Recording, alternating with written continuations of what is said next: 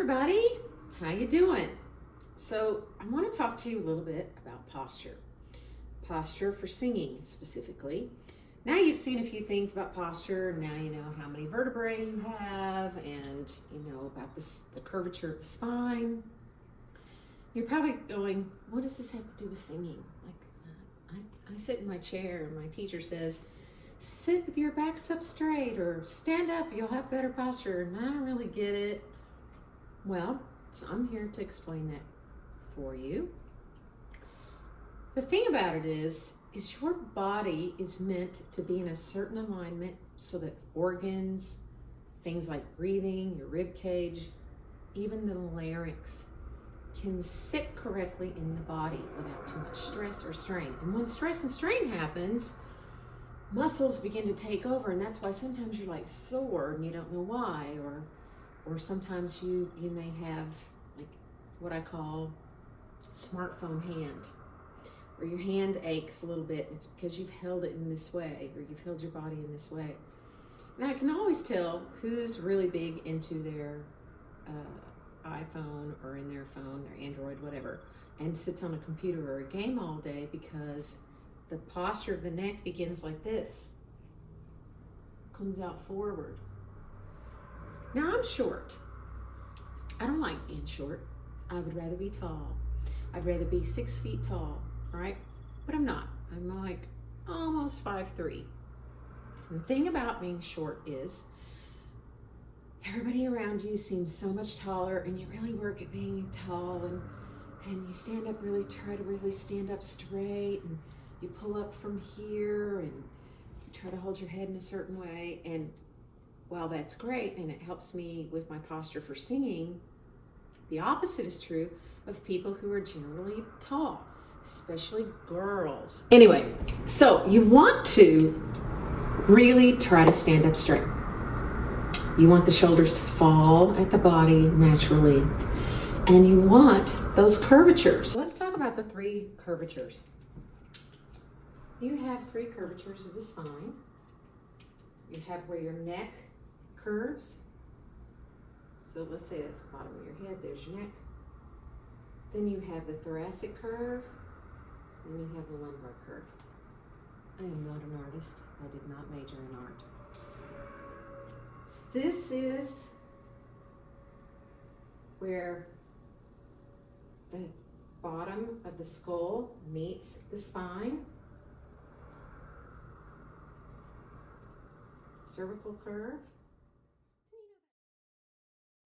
Cervical curve.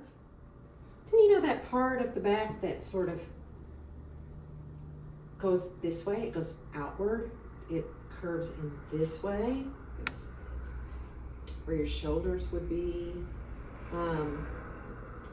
That is your thoracic curve.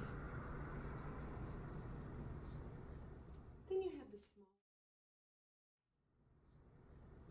you have the small of your back, and that goes inward, and that's your lumbar.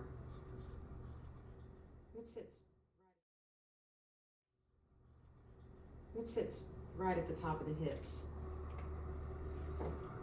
So you want those curvatures, and you want to be as tall, standing as tall as you can, but you do not want the neck this way, right? You want ears right above the shoulders, and you want those curves to feel not tight. You should feel relaxed when you're in that posture of allowing those curves to happen naturally. Just listen. So put those ears right above the shoulders. Get your knees and legs, hip width apart. Think about the fact that you don't want to be locked, because what happens when you lock and sing? You faint, or you get dizzy, or feel lightheaded. You need to allow blood flow. Don't forget that.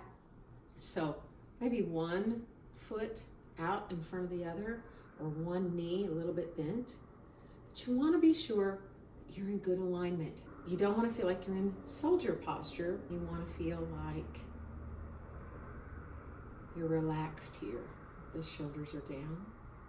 My ears again, right over my shoulder, not here, not here, and not here.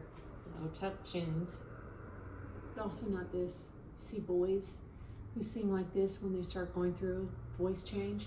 This pulls on the larynx. You want the larynx to just hang naturally from that hyoid bone. You're going to learn about the hyoid bone in one of our other modules.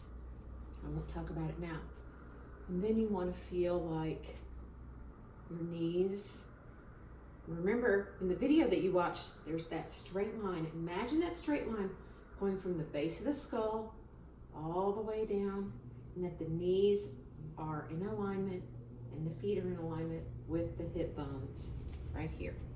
So bend the knee a little bit if you want to. If you feel like you might faint, and keep them supple but not locked backwards. This allows you to get good breath so those inner and extracostal muscles can work, because the rib cage is attached to that spine. It's attached to those vertebrae. They're attached in the back, and then you have lots of connective tissue. So ligament, muscular tissue are all attached to the spine that come and wrap around, so that when you take that breath for singing, notice how my rib cage went out? But if I'm here, that's so much harder. I can't get that kind of expansion in my rib cage. I need to be in good alignment, good spinal alignment. Also, I want to do this. This pulls my spine out of alignment also. I want to have my breath low, which we'll talk also about later, but you have to start with posture. And that's why we've started it in our second module, is so that you have the good base for what you're going to try to do when you try to be a really good singer. So, I hope you like this module, and I hope you've learned a lot about your spine, and help your grandma stand up straight, or grandpa. Okay, happy singing.